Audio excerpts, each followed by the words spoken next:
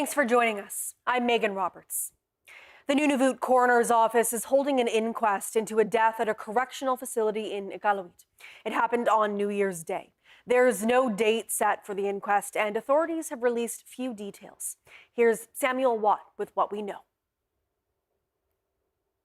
The Nunavut government, coroner and RCMP are all investigating the death at an undisclosed correctional facility in Iqaluit on January 1st, but they provided few details like location, name or cause of death due to the ongoing investigations. A document obtained by CBC News through an access to information request states a staff member discovered the death early that morning during an hourly room check. The person was taken to hospital and pronounced dead. An autopsy was ordered, but further actions were redacted from the documents. Nunavut RCMP say they're investigating the case as a sudden death. The correctional facilities in Iqaluit have faced recent issues. The Justice Department created an action plan in February. It stressed the need for all staff to use radio communications. It also noted a range of vacancies and a lack of permanent squads of staff. Nunavut Corrections' 2024 to 2025 annual report states 57% of their staff are permanent. The number of people in close custody facilities also doubled between 2021 and 2024. That was partly due to the opening of a new correctional centre which took in people previously jailed outside the territory. Nunavut's coroner says an inquest into the death will not be held until all investigations are complete. Samuel Watt, CBC News, Yellowknife. 8 new beds are set to open next month in a newly renovated wing at the Whitehorse General Hospital. But an official says dozens more will be needed in the next 2 decades. CBC went on a tour of the facility Thursday. Dana Hatherley takes us there. Dandelion and bumblebee art lines the hall of the recently rebuilt wing at Whitehorse General Hospital. That's where the 8 new acute care beds sit, in the old secure medical unit. Meanwhile, today is a good example. We have 18 admitted patients that do not have a bed yet, who are being cared for in non-traditional spaces in the emergency department and surgical services, as well as the kitchen space in Thompson Centre. Territorial Health Department and hospital officials are celebrating the new beds while confronting reality. These new acute care beds bring the total number to 79. But officials agree it's not enough to meet growing patient volume. One estimated that the hospital will need up to 63 more by 2045. The wing contains 6 single rooms and a room with 2 beds and a washroom. The double room offers a wide door frame, a larger shower, a bariatric lift, and oxygen hookups. Health Minister Brad Cather says his priority is expanding the hospital. It will make a significant difference and reduce the overcapacity situation, but it does not end it. For now, the territory has set aside $4.1 million to build out Whitehorse General. Cather says expect more project details later this year. Dana Hatherley, CBC News, Whitehorse. The Liard First Nation in the Yukon will soon hold its general election for chief and council positions. But there's confusion over how people can cast their ballot. As TJ Deere reports, some people say precedent is being broken. Liard First Nation members have voted online in the last 2 elections. That was because of a pandemic-related exemption, which Chief and Council says no longer applies.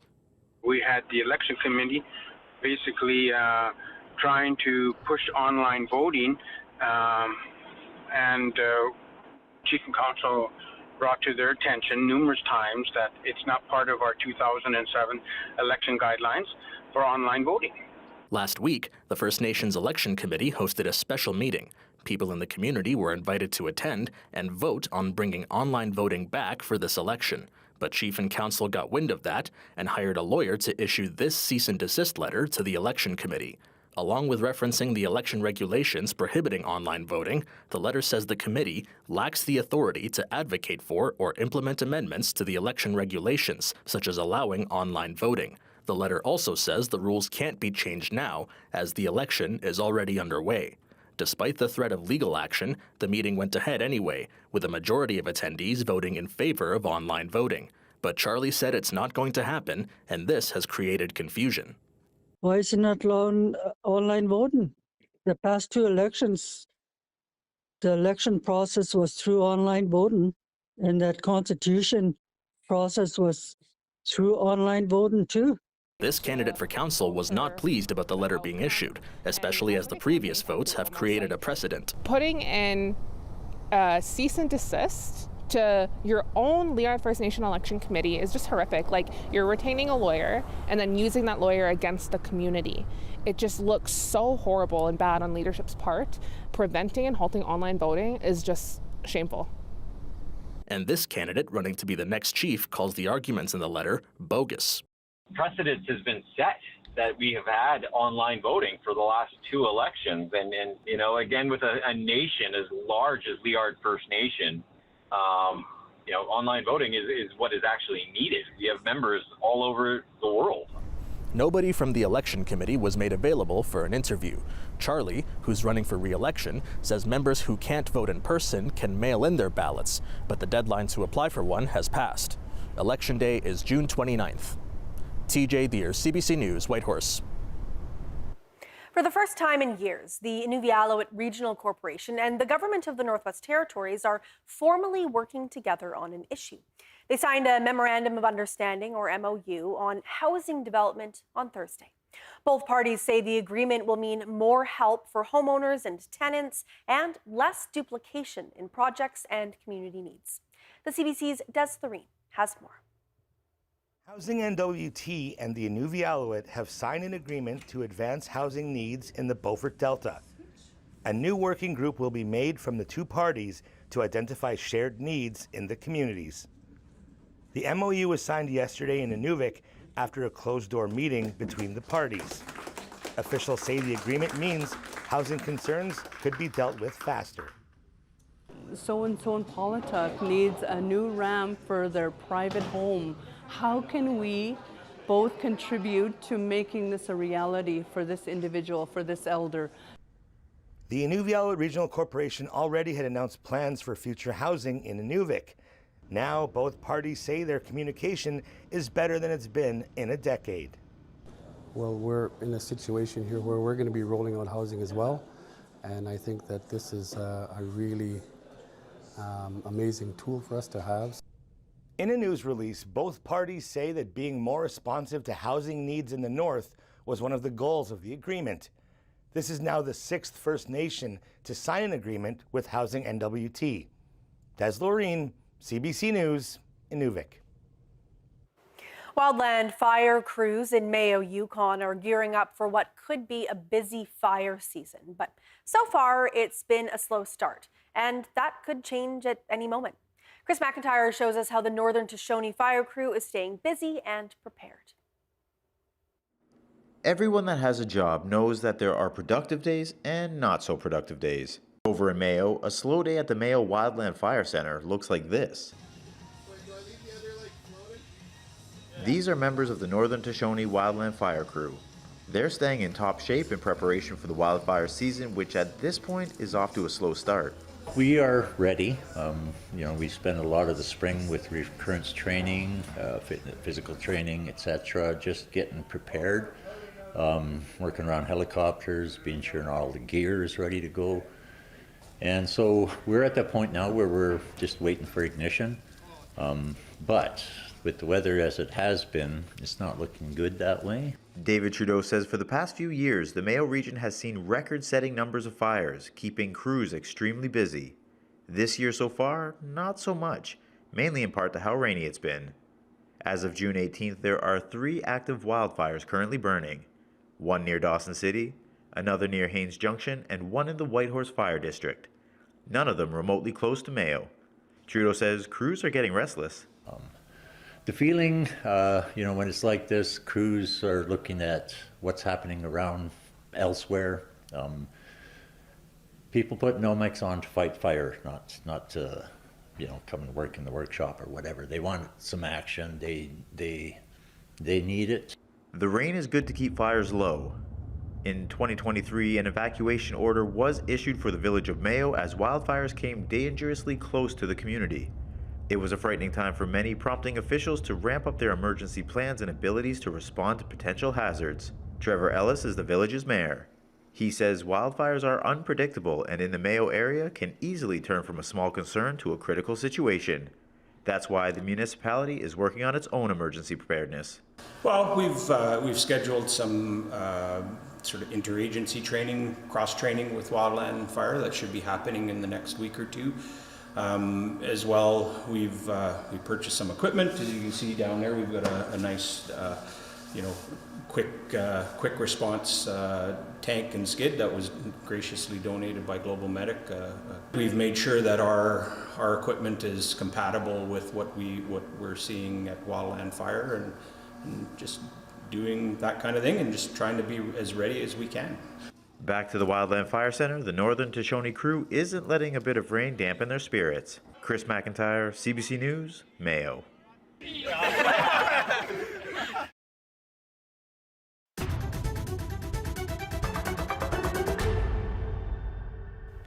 NWT fire crews are battling a cabin fire right now in Yellowknife's Grace Lake area. Wildfire information officers say the cabin is at the furthest west end of the lake, and no residential properties are in danger. It was last assessed at 0.2 hectares in size. Smoke from the fire was sighted at around 5 p.m. this afternoon by passengers on an incoming flight to the Yellowknife airport. Air tankers were already departing the airport by the time the flight landed. Wildfire Information Officer Dana Bowen says a wildfire crew, air tankers, and a helicopter are fighting the fire, and she expects it to be successfully contained.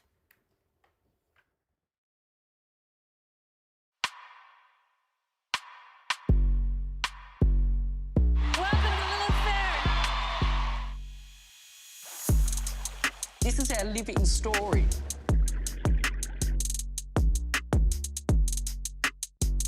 Now is the time. I make people believe that impossible things are possible.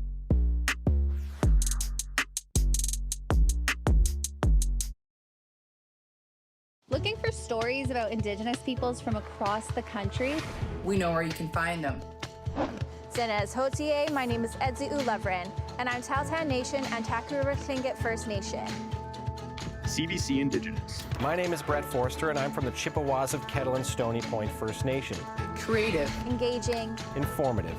Grounded in First Nation. Métis. And Inuit communities.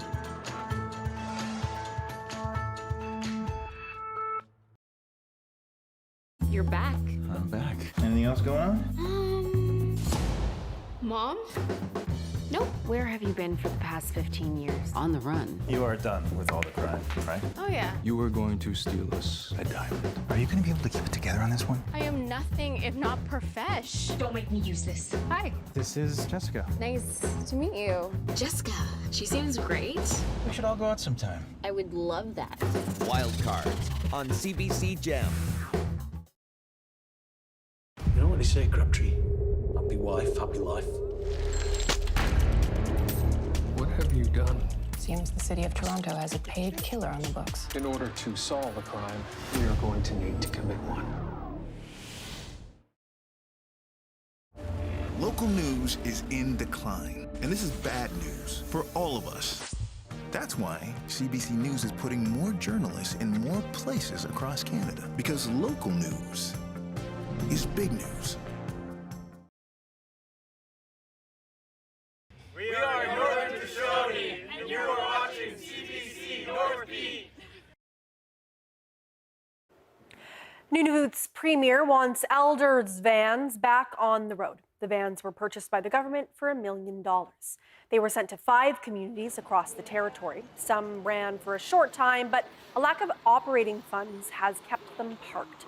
John Main says accessible transportation is a priority for his government.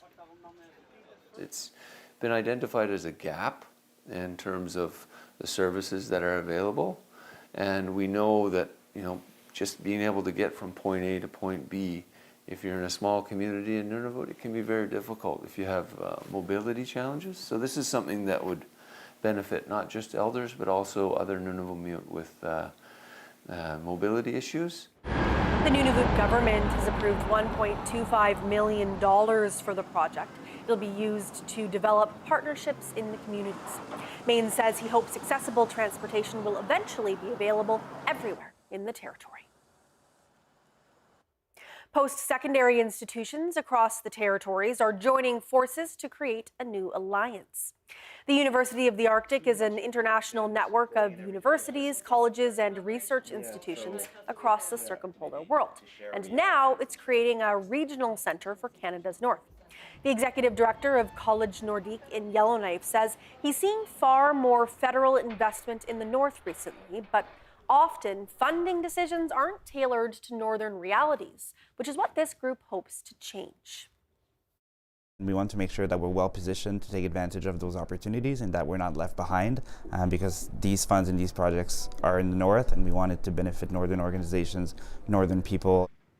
A policy advisor at the Nunavut Research Institute says she sees many similarities between her work and the work of other northern institutions. One example is the emphasis on food security.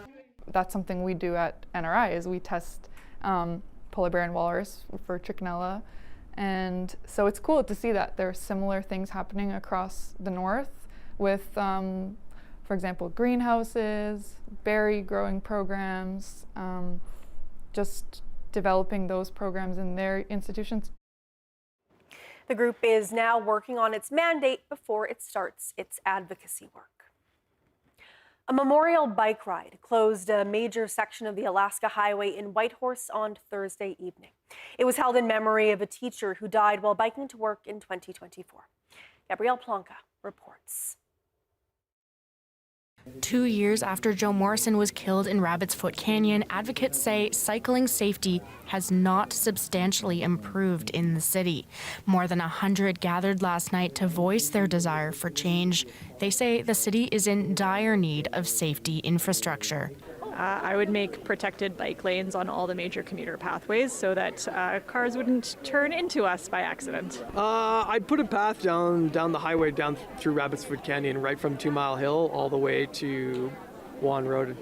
I would love to improve the crossing by Hospital Road there. I see so many mishaps every morning. I don't know how to improve it, but I'd love to see that be better. The Cycling Association of Yukon invited politicians of all stripes to join the ride and listen. Multiple city councillors, Yukon Party and Yukon NDP MLAs were there.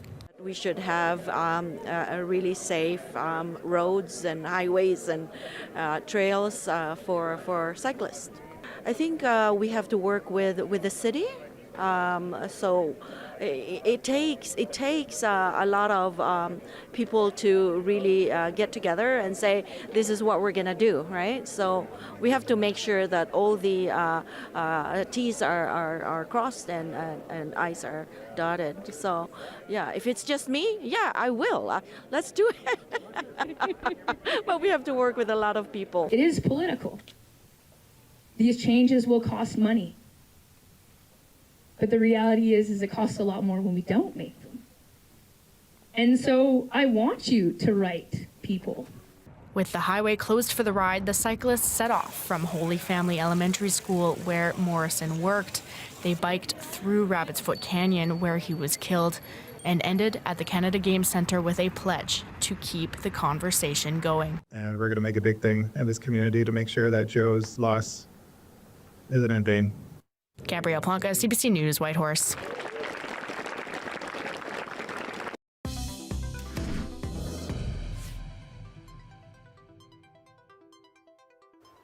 Residents rolled up their sleeves today for Iqaluit's annual community cleanup. It's a day for cleaning public spaces in preparation for the summer season. The annual event brings together volunteers, local organizations, and businesses. Armed with gloves and garbage bags, participants spread across the city to collect litter. One volunteer says it's an important tradition. I wanted to come out and pick up garbage. We have a beautiful land to pick up garbage. I want to make sure that beautiful land, you can see the beautiful land. Volunteers were treated to a community barbecue and had the chance to win prizes after the cleanup. Similar events are being held in communities across Nunavut. A museum in Fort Smith NWT is getting a new lease on life this weekend after more than half a century in operation.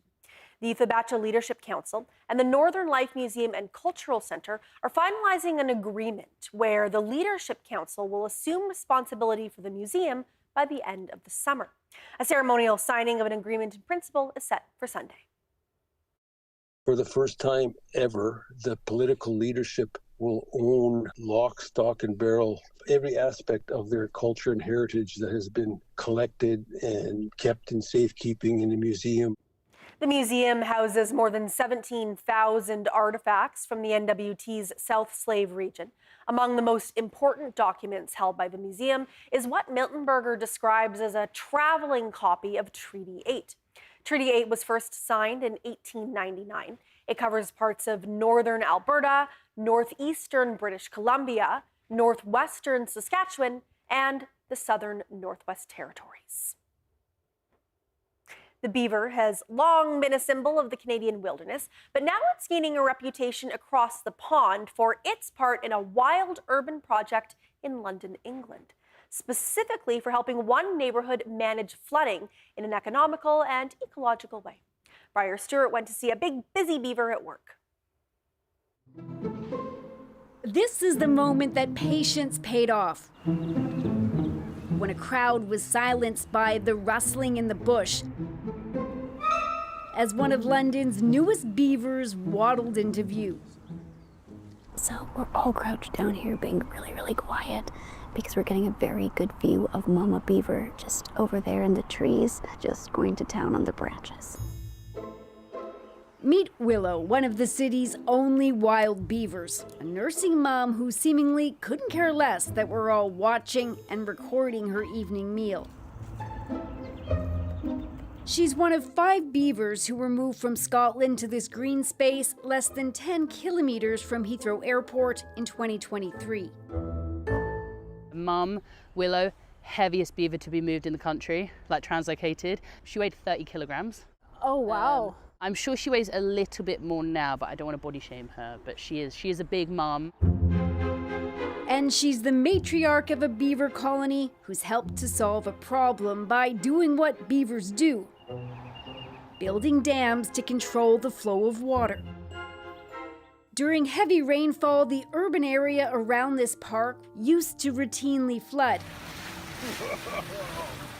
including the local tube station.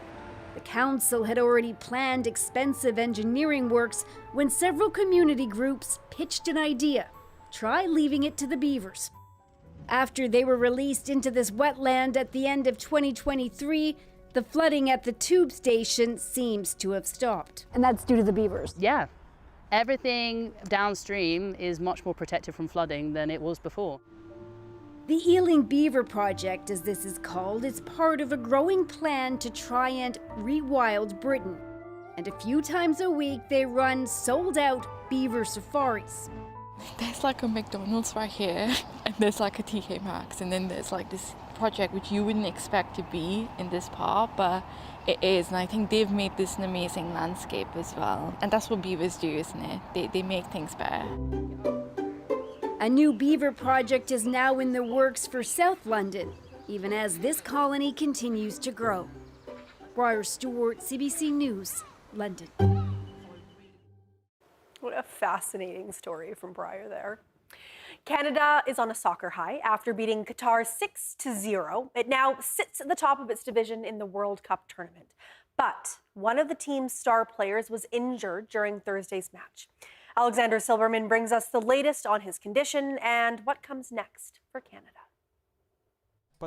In this Montreal sports store, the hype for Canadian soccer is at an all-time high. I'm expecting to sell it. Team Canada jerseys are flying off the shelves after the country's historic first ever World Cup win. This is the first time that we're actually seeing this type of interest in our national team. Brings the nation together.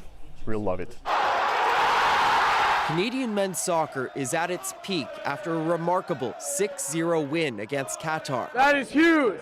History right there. This is our sport now and nobody's keeping up. Let's go! But the excitement and wild celebrations are dampened. Star midfielder Ismael Kone fractured his leg. He's out for the rest of the tournament. undergoing surgery late Thursday night. And he was in good spirits. Canada's head coach says Kone is now recovering after the procedure went well. He says the match was an emotional overflow, with Nathan Saliba replacing Kone, scoring on a free kick and holding his fallen teammate's jersey up for the crowd. I was really proud of the team to feel the emotion, but also stay focused on the task at hand. The task, advancing to the round of 32, with potential for Canada to win their group with a win or draw against Switzerland. We need to be present for him, he'll be present for us, and we have an extra motivation to top the group. Canada is now set to play their final group stage match on Wednesday in Vancouver, a battle for the top spot in the group, in a World Cup where Canada has already made history. Alexander Silberman, CBC News, Montreal.